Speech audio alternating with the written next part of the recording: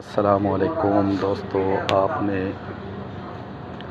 बैंगन काले अक्सर देखे होंगे, लेकिन आज मैं आपको एक और किस्म का बैंगन दिखा रहा हूँ जिसे सराइकी में बताऊँ कहते हैं। ये जी कलर है जी, देखो, और ये ब्लैक कलर है, और ये हमारे जो पाकिस्तान में होते हैं ये दो, ये बिल्कुल नया है। ये है जी 12 रुपये किलो इसका रेट है।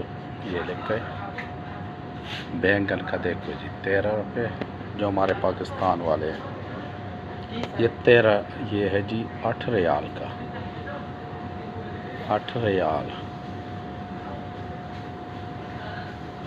और ये है जी 13 रियाल का,